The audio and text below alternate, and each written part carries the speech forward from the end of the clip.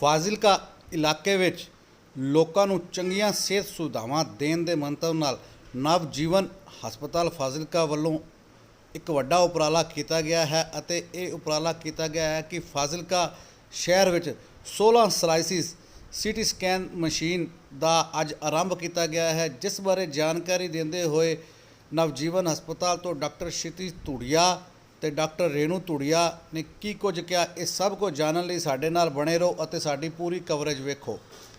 ਅੱਜ ਅਸੀਂ CT scan ਦੀ introduction ਕਰ ਰਹੇ ਹਾਂ। CT scan GED 16 slice CT scan ਅਸੀਂ Fazilka Navjeevan hospital doctor Dhuria diagnostic centre ਵਿੱਚ ਇੰਸਟਾਲ ਕੀਤੀ ਹੈ, ਜੋ ਕਿ ਆਪਣੇ ਏਰੀਆ ਦੀ ਜ਼ਿਲ੍ਹੇ ਦੀ ਸਭ ਤੋਂ ਵੱਡੀ ਮਸ਼ੀਨ ਹੈ। ਇਸ ਦੀ ਬਰਾਬਰ ਦੀ ਮਸ਼ੀਨ ਤੁਹਾਨੂੰ ਬਠਿੰਡਾ, ਲੁਧਿਆਣਾ ਜਾਂ ਚੰਡੀਗੜ੍ਹ ਹੀ ਮਿਲੇਗੀ। ਨੇੜੇ ਨਜ਼ਦੀਕ ਕੋਈ ਐਸੀ ਮਸ਼ੀਨ ਨਹੀਂ ਮਿਲੇਗੀ। ਪ੍ਰੈਜ਼ੈਂਟਲੀ ਆਪਣੇ ਕੋਲ ਸੀਟੀ ਸਕੈਨ ਸਿਵਲ ਹਸਪੀਟਲ ਤੇ ਇੱਕ ਪ੍ਰਾਈਵੇਟ ਸੈਂਟਰ 'ਚ ਹੈ, ਬਟ ਦੋਵਾਂ ਦੀ ਕੁਆਲਿਟੀ ਆਪਣੇ ਨਾਲ ਘੱਟ ਰਹੇਗੀ। ਪੁਰਾਣੀ ਮਸ਼ੀਨਸ ਨੇ ਦੋਵੇਂ। ਐਕਚੁਅਲੀ ਸਾਨੂੰ ਲੋੜ ਸੀਟੀ ਸਕੈਨ ਦੀ ਇਸ ਕਰਕੇ ਲੱਗੀ, ਮੈਂ ਪਹਿਲੇ ਸਿਵਲ ਹਸਪੀਟਲ 'ਚ ਕੰਮ ਕੀਤਾ। ਉੱਥੇ ਦੇਖ ਕੇ ਲੋਕਾਂ ਦੀ ਪਰੇਸ਼ਾਨੀ ਕਿ ਸੀਟੀ ਸਕੈਨ ਹੋ ਜਾਂਦਾ ਹੈ ਤੇ ਸੀਟੀ ਸਕੈਨ ਦੀ ਰਿਪੋਰਟ 4-4 ਦਿਨ ਬਾਅਦ ਆਉਂਦੀ ਹੈ। ਐਮਰਜੈਂਸੀ ਸੀਟੀ ਸਕੈਨ ਕਰਾ ਕੇ ਲੋਕਾਂ ਨੂੰ ਰਿਜ਼ਲਟ ਨਹੀਂ ਮਿਲਦਾ ਕਿ ਉਹਦੀ ਮੈਨੇਜਮੈਂਟ ਕਿਵੇਂ ਹੋਏਗੀ, ਅੰਦਰ ਕੀ ਪ੍ਰੋਬਲਮ ਆ ਰਹੀ ਹੈ। ਤੇ ਸੀਟੀ ਸਕੈਨ ਦੀ ਮਸ਼ੀਨ ਕਾਫੀ ਵਾਰ ਸਿਵਲ ਵਾਲੀ ਖਰਾਬ ਰਹਿੰਦੀ ਹੈ। ਸੇਮ ਹੀ ਪ੍ਰੋਬਲਮ ਇੱਕ ਪ੍ਰਾਈਵੇਟ ਡਾਇਗਨੋਸਟਿਕ ਸੈਂਟਰ ਵਿੱਚ ਵੀ ਸੀਗੀ। ਇਸ ਤਰੀਕੇ ਹੀ ਰਿਪੋਰਟਸ ਮਿਸਮੈਚ ਰਹਿਣਾ, ਪ੍ਰੋਬਲਮਸ ਰਹਿਣਾ। ਇਸ ਕਰਕੇ ਅਸੀਂ ਪਲਾਨ ਕੀਤਾ ਕਿ ਫਾਜ਼ਿਲਕਾ ਵਿੱਚ ਸੀਟੀ ਸਕੈਨ ਇੰਸਟਾਲ ਕੀਤਾ ਜਾਵੇ ਤਾਂ ਕਿ ਆਪਣੇ ਏਰੀਆ ਦੇ ਲੋਕਾਂ ਨੂੰ ਸਹੂਲਤ ਮਿਲੇ, ਡਾਇਗਨੋਸਟਿਕ ਮਿਲੇ ਤੇ ਟ੍ਰੀਟਮੈਂਟ ਮਿਲੇ।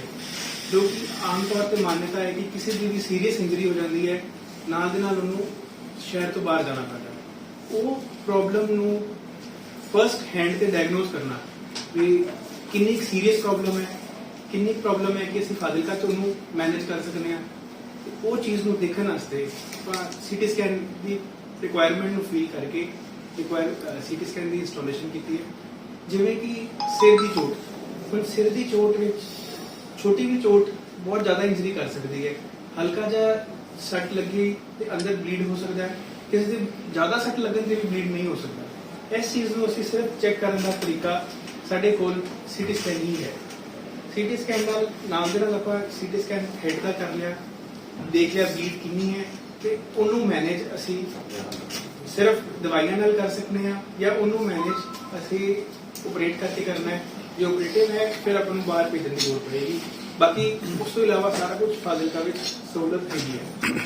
ਪੇਟ ਦੀ ਦਿੱਕਤ, ਪੇਟ ਵਿੱਚ ਸਿਮਿਲਰ ਕੋਈ ਚੋਟ ਲੱਗ ਗਈ, ਛਾਤੀ ਵਿੱਚ ਚੋਟ ਲੱਗ ਗਈ, ਆ ਸਾਰੀ ਚੀਜ਼ਾਂ ਨੂੰ ਕਿੰਨੀ ਜ਼ਿਆਦਾ ਚੋਟ ਹੈ ਆ ਸਾਰਾ ਕੁਝ ਆਪਾਂ ਸੀਟੀ ਸਕੈਨ ਰਾਹੀਂ ਚੈੱਕ ਕਰ ਸਕਦੇ ਹਾਂ। ਜਦੋਂ ਆਪਾਂ ਨੂੰ ਡਾਇਗਨੋਸਿਸ ਹੋ ਗਿਆ ਕਿ ਚੋਟ ਸਿਰਫ ਥੋੜੀ ਹੈ, ਫਿਰ ਆਪਾਂ ਸਾਰਾ ਕੁਝ ਇੱਥੇ ਮੈਨੇਜ ਕਰ ਸਕਦੇ ਹਾਂ। ਆਉਣ ਵਾਲੇ ਸਮੇਂ ਵਿੱਚ ਵੱਡੇ ਸਪੈਸ਼ਲਿਸਟ ਵੀ ਫਾਜ਼ਿਲਕਾ 'ਚ ਆਉਣਗੇ ਤੇ ਹੋਪਫੁਲੀ ਵੱਡੀ ਵਾਲੀ ਚੋਟ, ਔਖੀ ਚੋਟ, ਉਹ ਵੀ ਫਾਜ਼ਿਲਕਾ ਵਿੱਚ ਆਪਾਂ ਮੈਨੇਜ ਕਰ ਸਕਾਂਗੇ। ਉਮੀਦ ਹੈ ਕਿ ਸੀਟੀ ਸਕੈਨ ਆਉਣ ਦਾ ਫਾਇਦਾ ਸਾਰੇ ਸ਼ਹਿਰ ਨੂੰ ਤੇ ਆਪਣੇ ਏਰੀਆ ਦੇ ਲੋਕਾਂ ਨੂੰ ਜ਼ਰੂਰ ਹੋਵੇ। 2021 ਦੀ ਮੇਡ ਹੈ, US ਤੋਂ ਆਈ ਹੈ, ਅਮਰੀਕਾ ਤੋਂ ਆਈ ਹੈ। ਉਹਦੇ 16 ਸਲਾਈਸਿਸ ਹੈ। ਆਮ ਤੌਰ ਤੇ ਲੋਕਾਂ ਨੂੰ ਆਈਡੀਆ ਨਹੀਂ ਹੁੰਦਾ ਕਿ ਸਲਾਈਸਿਸ ਕੀ ਨੇ। ਸਲਾਈਸਿਸ ਹੁੰਦੀ ਹੈ ਰੋ ਆਫ ਡਿਟੈਕਟਰਸ। ਮਤਲਬ ਐਕਚੁਅਲੀ ਸੀਟੀ ਸਕੈਨ ਦੀ ਟੈਕਨੋਲੋਜੀ ਹੈ ਐਕਸਰੇਜ਼। ਉਹ ਐਕਸਰੇਜ਼ ਛੱਡਦੀ ਹੈ, ਪੇਸ਼ੈਂਟ ਦੀ ਬੋਡੀ 'ਚੋਂ ਐਕਸਰੇਜ਼ ਨਿਕਲਦੇ ਨੇ ਤੇ ਇੱਕ ਡਿਟੈਕਟਰ ਦੀ ਰੋ ਹੁੰਦੀ ਹੈ ਜੋ ਡਿਟੈਕਟ ਕਰ ਲੈਂਦੀ ਹੈ ਉਹਨੂੰ।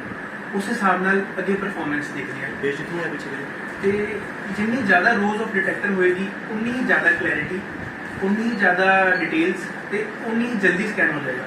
ਮਤਲਬ ਘੱਟ ਤੋਂ ਘੱਟ ਡੋਜ਼ ਵਿੱਚ ਜ਼ਿਆਦਾ ਤੋਂ ਜ਼ਿਆਦਾ ਇਨਫੋਰਮੇਸ਼ਨ, ਜ਼ਿਆਦਾ ਤੋਂ ਜ਼ਿਆਦਾ ਰਿਜ਼ਲਟਸ ਬੈਟਰ ਆਉਣਗੇ। ਤੇ 16 rows of detector is equal to 16 slice CT scan. ਆਪਣੇ ਕੋਲ ਜਿਹੜੇ ਪਹਿਲੇ ਸੀਗੇ ਇੱਥੇ ਲੋਕਲ ਸਕੈਨਰਸ ਨੇ, ਉਹਨਾਂ 'ਚ ਅੱਜ 2 ਕੁਆਲਿਟੀ ਨੇ। ਤੇ ਜਿਹੜੇ ਸਿਵਲ ਵਿੱਚ ਹੈ, ਮਸ਼ੀਨ ਇਜ਼ ਗੁੱਡ ਬਟ ਬਹੁਤ ਆਊਟਡੇਟਡ ਹੈ ਤੇ ਕਾਫੀ ਟਾਈਮ ਹੋ ਗਿਆ ਉਹਨੂੰ ਲੱਗੇ ਤੇ ਪੁਰਾਣਾ ਮਾਡਲ। ਡਾਕਟਰ ਸਾਹਿਬ ਉਹਨੂੰ ਜਿਹੜਾ ਜ਼ਿਆਦਾ ਸਰ ਹੁਣੇ ਤਾਂ ਨਹੀਂ ਸੀਟੀ ਸਕੈਨ ਵੀ ਬਹੁਤ ਸਾਰੇ ਜੋ ਡਾਕਟਰਸ ਨੇ ਪ੍ਰੈਫਰ ਹੋਏ ਕਰ MRI ਕਰਾਈ ਜਾਂਦੀ ਨੇ। Actually Ki sir, MRI is a better machine, definitely more costly machine, but MRI the indication ਅੱਡ ਨੇ, ਇੰਡੀਕੇਸ਼ਨ ਅੱਡ ਨੇ। ਕਈ ਵਾਰ ਸਾਨੂੰ ਇੱਕ ਪੇਸ਼ੈਂਟ ਦਾ MRI ਤੇ CT ਦੋਵੇਂ ਕਰਨੇ ਪੈਂਦੇ ਨੇ। ਜ਼ਰੂਰੀ ਨਹੀਂ ਹੈ ਵੀ MRI ਰਿਪਲੇਸ ਨਹੀਂ ਕਰ ਸਕਦਾ CT scan. MRI and CT both are required in some cases। ਜਿਵੇਂ ਕਿ ਬ੍ਰੇਨ ਹੈ, ਬ੍ਰੇਨ ਨੂੰ ਅਸੀਂ CT ਤੇ MRI ਦੋਵੇਂ ਵਿੱਚ ਵੇਖ ਸਕਦੇ ਹਾਂ, ਬਟ ਬੋਨਸ ਹੈ ਜਿਹੜੀਆਂ ਹੱਡੀਆਂ ਉਹ ਸਿਰਫ CT ਸਕੈਨ ਕਰਦੇ ਨੇ। ਜਿਵੇਂ ਬ੍ਰੇਨ ਦੇ ਅੰਦਰ ਕੀ ਚੇਂਜਸ ਆ ਰਹੀਆਂ ਉਹ ਚੇਂਜਸ MRI ਬੈਟਰ ਦੱਸੂਗਾ, CT ਸਕੈਨ ਥੋੜਾ ਲੇਟ ਦੱਸੂਗਾ but after some time 24 hours the delay ਰਹੇਗਾ CT ਸਕੈਨ। MRI से अजय को डिले अर्लीस्ट पिकअप हो गया। ਤੇ ਇਸ ਤੋਂ ਇਲਾਵਾ ਬੋਡੀ ਵਿੱਚ ਚੈਸਟ ਇੱਕ ਐਬਡੋਮਨ ਮਤਲਬ ਛਾਤੀ ਤੇ ਪੇਟ ਉਹ CT ਸਕੈਨ ਹੀ ਬੈਟਰ ਦੱਸੂਗਾ। MRI is not good for chest ਤੇ ਐਬਡੋਮਨ। ਆ ਚੀਜ਼ਾਂ MRI ਬਿਲਕੁਲ ਵੀ ਨਹੀਂ ਦੱਸ ਸਕਦਾ। MRI ਸਪੈਸੀਫਿਕਲੀ ਬ੍ਰੇਨ ਤੇ ਜਿਹੜੀ ਸਪਾਈਨ ਆਪਣੀ ਰੀੜ ਦੀ ਹੱਡੀ ਬਾਕੀ ਪੈਰਾਂ 'ਚ ਕੋਈ ਦਿੱਕਤ ਹੈ ਬਟ ਬੋਨਸ ਵਾਲਾ ਪਾਰਟ CT ਸਕੈਨ ਬਾਕੀ ਸੌਫਟ ਟਿਸ਼ੂ ਮਸਲਸ ਹੋ ਗਏ ਬਲੱਡ ਵੈਸਲਸ ਹੋ ਗਏ ਉਹ ਸਾਰਾ ਦੋਵਾਂ ਵਿੱਚ ਅਕਸਰ ਇਹ ਰਿਸਰਚ ਪਹਿਲਾਂ ਆਪਾਂ ਨੂੰ ਸਮਝਣ ਦੀ ਲੋੜ ਹੈ ਵੀ CT ਸਕੈਨ ਕਰਾਇਆ ਕਿਉਂ ਜਾ ਰਿਹਾ ਹੈ। ਜੇ ਇੰਡੀਕੇਸ਼ਨ ਹੈ CT scan the, CT scan is very much useful. ਆਪਾਂ CT ਸਕੈਨ ਨਾ ਕਰਾ ਕੇ ਇੱਕ ਲਾਸ ਲੈ ਰਹੇ ਹਾਂ, ਮੇਰੇ ਕੋਲ ਇਨਫੋਰਮੇਸ਼ਨ ਅਵੇਲੇਬਲ ਹੈ, ਇਨਫੋਰਮੇਸ਼ਨ ਦਾ ਸੋਰਸ ਅਵੇਲੇਬਲ ਹੈ ਤੇ ਆਪਾਂ ਨੂੰ ਯੂਜ਼ ਕਰਨਾ ਚਾਹੀਦਾ ਹੈ। ਹਾਰਮਫੁਲ ਹੈ ਜੇ ਓਵਰਡੋਜ਼ ਕੀਤਾ ਜਾਵੇ, ਮਤਲਬ ਬਿਨਾਂ ਕਿਸੇ ਰੀਜ਼ਨ ਤੋਂ ਸਾਰੀ ਬੋਡੀ ਤੇ ਸਕੈਨ ਕਰ ਰਹੀ ਹੈ, ਹੈਡ ਕਰ ਲਿਆ, ਚੈਸਟ ਕਰ ਲਿਆ, ਸਾਰਾ ਕੁਝ ਕਰ ਲਿਆ, ਉਹ ਨੈਸੈਸਰੀ ਨਹੀਂ ਹੈ। ਤੇ ਜੇ ਕਿਸੇ ਕੁਆਲੀਫਾਈਡ ਪਰਸਨ ਤੋਂ ਆਪਾਂ ਕਰਾਵਾਂਗੇ ਵੈਸੇ ਹੀ ਨਹੀਂ ਐਡਵਾਈਸ ਕਰਦੇ। ਲੋਕੀ ਕਹਿੰਦੇ ਨੇ ਅਸੀਂ ਫੁੱਲ ਬੋਡੀ CT ਸਕੈਨ ਕਰਾਉਣਾ ਹੈ, ਅਸੀਂ ਕਦੇ ਵੀ ਨਹੀਂ ਕਰਦੇ ਕਿਸੇ ਨੂੰ। ਜਿਸ ਚੀਜ਼ ਦੀ ਇੰਡੀਕੇਸ਼ਨ ਹੈ, ਜਿਸ ਚੀਜ਼ ਦੀ ਜ਼ਰੂਰਤ ਹੈ ਸਿਰਫ ਉਹੀ ਸਕੈਨ ਕਰਾਂਗੇ ਤੇ ਜਿੰਦੀ ਜ਼ਰੂਰਤ ਹੈ ਉਹਨੂੰ ਇਸ ਡਰ ਨਾਲ ਆਪਾਂ ਸਕੈਨ ਨਾ ਕਰੀਏ ਉਹ ਹਾਨੀਕਾਰਕ ਹੋ ਸਕਦਾ ਹੈ। ਕੋਈ ਚੀਜ਼ ਆਪਾਂ ਮਿਸ ਕਰ ਰਹੇ ਹੋ ਸਕਦੇ ਹਾਂ ਜਿਹੜੀ ਬੋਡੀ 'ਚ ਚੱਲ ਰਹੀ ਹੈ ਤੇ ਲੇਟਰ ਸਟੇਜ 'ਚ ਪਤਾ ਚੱਲੇ ਫਿਰ ਪ੍ਰੋਬਲਮ। ਸਰ ਆਪਣੇ ਏਰੀਆ ਸਭ ਤੋਂ ਪਹਿਲਾਂ ਆਪਣੇ ਏਰੀਆ 'ਚ ਹੈਡੇਕ, ਸਿਰ ਦਰਦ ਬਹੁਤ ਲੋਕਾਂ ਨੂੰ ਹੈ।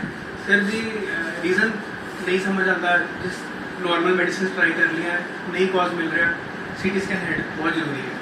ਕੁਛ ਨਹੀਂ ਪਤਾ ਬੋਡੀ ਰੇਂਜ ਕੀ ਰੀਜਨ ਨਿਕਲ ਸਕਦਾ ਹੈ, ਕੋਈ ਪ੍ਰੋਬਲਮ ਨਿਕਲ ਸਕਦੀ ਹੈ ਤੇ ਅਗਲੀ ਸਟੇਜ ਤੇ ਪਿਕ ਕਰਕੇ ਇਸਨੂੰ ਟ੍ਰੀਟ ਕਰ ਸਕਦੇ ਹਾਂ। ਫਿਰ ਚੈਸਟ, ਖਾਂਸੀ ਆ ਰਹੀ ਹੈ, ਸਾਹ ਚੜ ਰਿਹਾ ਹੈ, ਕੋਈ ਪ੍ਰੋਬਲਮ ਹੈ ਉਸ ਤਰੀਕੇ ਦੀ ਤੇ CT ਚੈਸਟ ਵਿੱਚ ਕੁਛ ਵੀ TB ਦਾ ਐਵੀਡੈਂਸ ਆ ਸਕਦਾ ਹੈ, ਕੋਈ ਇਨਫੈਕਸ਼ਨ ਦਾ ਐਵੀਡੈਂਸ ਆ ਸਕਦਾ ਹੈ। ਇੱਕ ਇੰਟਰਸਟੀਸ਼ੀਅਲ ਲੰਗ ਡਿਜ਼ੀਜ਼ ਹੁੰਦੀ ਹੈ, ਲੰਗ ਦੀ ਡਿਜ਼ੀਜ਼ ਹੈ ਜਿਹੜੀ ਸਾਰੇ ਲੰਗਸ ਨੂੰ ਇਨਵੋਲਵ ਕਰ ਲੈਂਦੀ ਹੈ, ਓਵਰੀ ਡਿਜ਼ੀਜ਼ ਹੋ ਸਕਦੀ ਹੈ।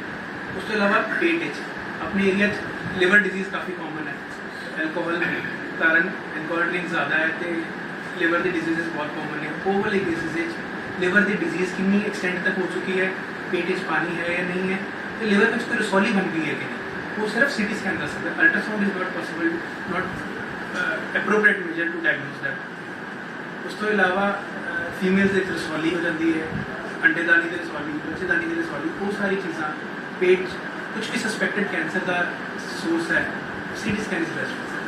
ਤੇ ਫ੍ਰੈਕਚਰ ਹੋ ਗਿਆ, ਉਹਨੂੰ ਕਿਵੇਂ ਟ੍ਰੀਟ ਕਰਨਾ ਹੈ, ਮੈਨੇਜ ਕਿਵੇਂ ਕਰਨਾ ਹੈ, ਉਹ ਸਾਰਾ ਕੁਝ CT ਸਕੈਨ ਸਰ ਉਹਨਾਂ ਦੇ ਐਜ਼ ਗੁੱਡ ਐਜ਼ RT-PCR। ਜਿਵੇਂ RT-PCR ਤੋਂ ਆਪਾਂ ਡਾਇਗਨੋਸ ਕਰ ਲੈਂਦੇ ਕਿੰਨੇ ਪੇਸ਼ੈਂਟਸ ਹੈਗੇ ਨੇ ਜਿਨ੍ਹਾਂ ਦੇ RT-PCR ਨੈਗੇਟਿਵ ਆਉਂਦੇ ਨੇ ਤੇ ਚੈਸਟ ਵਿੱਚ ਲੀਜਨਸ ਹੈਗੇ ਨੇ, ਫਿਰ ਉਹ ਕੋਰੋਨਾ ਵਾਲੀ ਸਾਈਡ ਚਲੇ ਗਏ। ਕਿੰਨੇ ਪੇਸ਼ੈਂਟਸ ਹੈਗੇ ਨੇ ਜਿਨ੍ਹਾਂ ਦੇ CT ਵਿੱਚ ਹਾਲੇ ਲੀਜਨਸ ਨਹੀਂ ਹੈ, RT-PCR ਪੋਜ਼ਿਟਿਵ ਹੈ, ਦੈਟ ਮੀਨਸ ਅਰਲੀਅਰ ਸਟੇਜ ਤੇ ਹੈਗੇ ਨੇ, ਘਰੇ ਮੈਨੇਜ ਹੋ ਸਕਦੇ ਨੇ ਕਿ ਉਹ ਕੋਵਿਡ ਵਾਸਤੇ ਆਪਾਂ ਨੂੰ CT ਸਕੈਨ ਡਾਇਗਨੋਸ ਕਰਨ ਵਿੱਚ ਵੀ ਹੈਲਪ ਕਰਦਾ ਹੈ, ਟ੍ਰੀਟਮੈਂਟ ਵਿੱਚ ਵੀ ਹੈਲਪ ਕਰਦਾ ਹੈ। ਨਾਲੇ ਸੈਕਿੰਡ CT ਸਕੈਨ ਆਪਾਂ ਜਦੋਂ ਬਾਅਦ 'ਚ ਦੇਖਿਆ ਕਿ ਡਿਜ਼ੀਜ਼ ਪ੍ਰੋਗਰੈਸ ਕਰ ਰਹੀ ਹੈ, ਰੁਕ ਗਈ ਹੈ ਜਾਂ ਬੈਟਰ ਹੋ ਗਈ ਹੈ, ਉਹ ਚੀਜ਼ ਵਾਸਤੇ ਵੀ CT ਸਕੈਨ ਮਸਟ ਹੈ। ਸਰ ਮੈਂ ਆਪਣੀ MD ਤੋਂ ਬਾਅਦ ਸੀਨੀਅਰ ਰੈਜ਼ੀਡੈਂਸੀ ਕੀਤੀ PGI ਚੰਡੀਗੜ੍ਹ 'ਚ। ਉਸ ਤੋਂ ਬਾਅਦ 4 ਸਾਲ ਕੰਮ ਕੀਤਾ ਨੇਸ਼ਨ ਹਸਪੀਟਲ ਮੋਹਾਲੀ ਤੇ ਕਲਾਊਡ9 ਹਸਪੀਟਲ ਚੰਡੀਗੜ੍ਹ 'ਚ। ਫਿਰ ਮੈਂ ਹਸਪੀਟਲ ਸ਼ੁਰੂ ਹੋ ਗਿਆ, ਫਿਰ ਸਿਵਲ ਹਸਪੀਟਲ ਫਾਜ਼ਿਲਕਾ, ਫਿਰ ਮਨਫਾਜ਼ਿਲਕਾ ਜੀ ਹੈ। ਸਪੀਡਲੀ ਸਕੈਨ ਕਰ ਰਹੇ ਹਾਂ ਤੇ ਉਹ ਸਾਰਾ ਕੁਝ ਆਪਾਂ ਰਿਡਿਊਸ ਕਰਦਾ। ਮਿਨੀਮਮ ਐਕਸਪੋਜ਼ਰ ਨਾਲ ਸਕੈਨ ਹੋ ਰਿਹਾ, ਜਿਵੇਂ ਸਕੈਨ ਨਾ ਹੋ ਜਾਂਦਾ ਨਾਲ ਦੀ ਡੋਜ਼ ਆ ਜਾਂਦੀ ਹੈ ਵੀ ਕਿੰਨੀ ਡੋਜ਼ ਵਿੱਚ ਰੇਡੀਏਸ਼ਨ ਲੱਗ ਗਈ। ਇੱਕ ਐਕਸਰੇ ਦੀ ਰੇਡੀਏਸ਼ਨ ਦੀ ਡੋਜ਼ ਆਮ ਚਲਦੇ ਫਿਰਦੇ ਇਨਸਾਨ ਨੂੰ ਇੱਕ ਹਫ਼ਤੇ 'ਚ ਵੈਸੇ ਹੀ ਲੱਗ ਜਾਂਦੀ ਹੈ, ਮਤਲਬ due to natural sources, ultraviolet rays ਆ ਰਹੀ ਹੈ, ਸਨ ਤੋਂ ਰੇਜ਼ ਆ ਰਹੀ ਹੈ, ਆ ਸਾਰੇ ਸੋਰਸਿਸ ਦੇ ਕਾਰਨ ਹੀ ਆਪਾਂ ਨੂੰ ਇੱਕ ਹਫ਼ਤੇ ਵਿੱਚ ਇੱਕ ਐਕਸਰੇ ਦੀ ਰੇਡੀਏਸ਼ਨ ਤਾਂ ਲੱਗ ਹੀ ਜਾਂਦੀ ਹੈ। ਤੇ ਜਿਹੜੇ CT ਸਕੈਨ ਕੀਤਾ ਆਪਾਂ ਜੇ 100 ਐਕਸਰੇ ਦੀ ਰੇਡੀਏਸ਼ਨ ਲੱਗ ਵੀ ਗਈ ਤਾਂ ਵੀ ਕੋਈ ਗੱਲ ਨਹੀਂ, 1 ਈਅਰ ਰੇਡੀਏਸ਼ਨ ਦੀ ਖੁੱਲੀ ਹੋਈ ਉਨੀ ਦੇਰ 'ਚ ਬੋਡੀ ਹੀਲ ਕਰ ਜਾਂਦੀ ਹੈ ਤੇ ਕੋਈ ਪ੍ਰੋਬਲਮ ਨਹੀਂ। ਲੋਕਾਂ ਨੂੰ ਕਾਫੀ ਡਰ ਪ੍ਰੈਗਨੈਂਸੀ ਵਿੱਚ ਕੋਈ ਗਲਤੀ ਨਾਲ ਕਿਸੇ ਨੇ CT ਸਕੈਨ ਕਰਾ ਲਿਆ, ਉਸ ਤੋਂ ਬਾਅਦ ਪ੍ਰੈਗਨੈਂਸੀ ਹੋ ਗਈ ਤੇ ਕਾਫੀ ਲੋਕ ਆ ਸੋਚਦੇ ਨੇ ਵੀ CT ਸਕੈਨ ਕਰਾ ਲਿਆ ਤੇ ਅਸੀਂ ਅਬੋਰਟ ਕਰ ਲਈਏ। ਮੇਰੇ ਕੋਲ ਵੀ ਪਿੱਛੇ ਜੇ ਪੇਸ਼ੈਂਟ ਸੀਗੇ, ਅਰਲੀ ਪ੍ਰੈਗਨੈਂਸੀ ਸੀਗੀ ਉਹਨਾਂ ਦੀ ਤੇ CT ਸਕੈਨ ਕਰ ਲਿਆ ਉਹਨਾਂ ਨੇ, ਫਿਰ ਡਿਟੇਲਸ ਦੇਖੋ ਵੀ ਕਿਹੜਾ ਸਕੈਨ ਕੀਤਾ ਉਹਨਾਂ ਨੇ, ਕਿੰਨੀ ਰੇਡੀਏਸ਼ਨ ਡੋਜ਼ ਆਈ, ਇੰਨੀ ਰੇਡੀਏਸ਼ਨ ਡੋਜ਼ ਨਾਲ ਕੁਝ ਵੀ ਨਹੀਂ ਹੋਏਗਾ, ਮਤਲਬ ਲੈਸ ਦੈਨ 10 ਗ੍ਰੇ ਰੇਡੀਏਸ਼ਨ ਅਗਰ ਹੈਗੀ ਹੈ ਤਾਂ ਬੋਡੀ ਆਪਣੇ ਆਪ ਹੀਲ ਕਰ ਜਾਏਗੀ, ਕੋਈ ਪ੍ਰੋਬਲਮ ਨਹੀਂ ਆਏਗੀ। ਇਹਦੇ ਵਿੱਚ ਪ੍ਰੈਗਨੈਂਸੀ ਕੰਟੀਨਿਊ ਕਰਨੀ ਚਾਹੀਦੀ ਹੈ ਤੇ ਜੇ ਸਕੈਨਸ ਵਿੱਚ ਕੋਈ ਪ੍ਰੋਬਲਮ ਆਏਗੀ ਫਿਰ ਦੇਖਣਾ ਚਾਹੀਦਾ, ਨਹੀਂ ਤਾਂ ਕੋਈ ਐਕਸਟਰਾ ਪ੍ਰੀਕਾਸ਼ਨਸ ਕਰਨ ਦੀ ਲੋੜ ਨਹੀਂ। ਪ੍ਰੈਗਨੈਂਸੀ ਵਾਲੇ ਪੇਸ਼ੈਂਟਸ ਨੂੰ ਚੈਸਟ ਦੀ ਡਿਜ਼ੀਜ਼ ਹੋਗੀ ਜਿਵੇਂ ਤੇ ਉਹਨਾਂ ਆਪਾਂ ਕਵਰ ਕਰਕੇ ਚੈਸਟ ਐਕਸਰੇ ਵੀ ਕਰ ਲਈਦਾ, ਸਭ ਕੁਝ ਕਰਨਾ ਚਾਹੀਦਾ। Diagnosis is more important than the fear of getting a CT scan.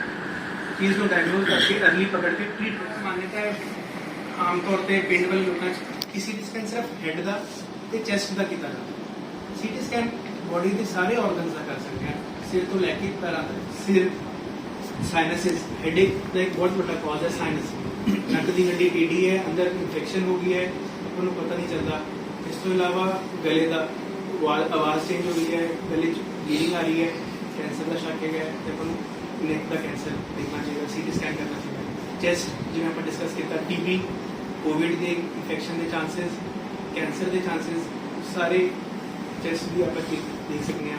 ਇਸ ਤੋਂ ਇਲਾਵਾ ਪੇਟ ਵਿੱਚ ਹਰ ਆਰਗਨ ਦੀ ਡਿਟੇਲਸ ਸੀਟੀ ਸਕੈਨ ਨਾਲ ਮਿਲ ਸਕਦੀ ਹੈ। ਟਰਾਮਾ ਵਾਲੇ ਕੇਸਿਸ ਵਿੱਚ ਜਿਨ੍ਹਾਂ ਵਿੱਚ ਐਕਸੀਡੈਂਟਲ ਇੰਜਰੀ ਹੈ, ਕੋਈ ਚੋਟ ਲੱਗੀ ਹੋਈ ਹੈ, ਉਹਦੇ ਵਿੱਚ ਵੀ ਹਰ ਆਰਗਨ ਵਿੱਚ ਕਿੰਨਾ ਡੈਮੇਜ ਹੈ, ਕਿ ਕਿੰਨੀ ਐਕਸਟੈਂਟ ਤੱਕ ਬਲੱਡ ਹੈਗਾ ਪੇਟ 'ਚ, ਸਾਰਾ ਕੁਝ ਸੀਟੀ ਸਕੈਨ ਹੀ ਡਿਸਾਈਡ ਕਰਦਾ ਹੈ। ਉਸ ਤੋਂ ਬਾਅਦ ਡਿਸਾਈਡ ਹੁੰਦਾ ਵੀ ਆਪਰੇਟ ਕਰਨ ਦੀ ਲੋੜ ਹੈ ਜਾਂ ਸਿਰਫ ਮੈਡੀਸਿਨਸ ਨਾਲ, ਸਿਰਫ ਬਾਕੀ ਚੀਜ਼ਾਂ ਨਾਲ ਮੈਨੇਜ ਕਰ ਲਾਂਗੇ। ਇਸ ਤੋਂ ਇਲਾਵਾ ਪੈਰਾਂ ਦੀ ਕੋਈ ਵੀ ਫ੍ਰੈਕਚਰ ਹੈ, ਉਹਦੇ ਵਿੱਚ ਵੀ ਸੀਟੀ ਸਕੈਨ ਮਸਟ ਹੈ ਤੇ ਕੋਈ ਵੀ ਬੋਨ ਦਾ ट्यूमर सस्पेक्ट कर रहे हैं उनके लिए भी मस्ट है। एबीएन न्यूज चैनल देखने वाले सभी दर्शकों से हम अपील करते हैं कि एबीएन न्यूज चैनल पर ऐसी ही लेटेस्ट खबरें देखने के लिए हमारे चैनल को सब्सक्राइब करना ना भूलें। जय हिंद, जय भारत।